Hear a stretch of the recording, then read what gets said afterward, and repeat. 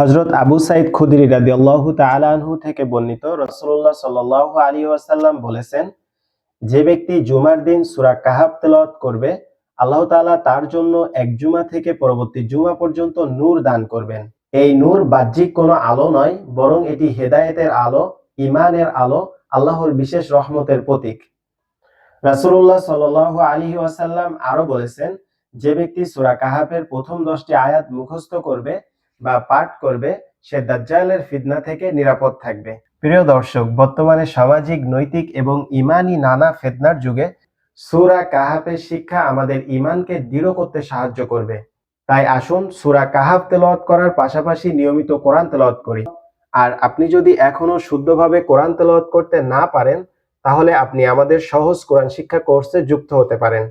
আমাদের এই একটা কোর্সের মধ্যে আপনি আরবি হরফ চেনা থেকে শুরু করে বিশুদ্ধ তেলাওয়াত শিখতে পারবেন ইনশাআল্লাহ। আল্লাহ তাআলা আমাদের সবাইকে কোরআনের সাথে লেগে থাকার তৌফিক দান করুন। আমিন। আসসালামু আলাইকুম ওয়া রাহমাতুল্লাহি ওয়া বারাকাতুহু।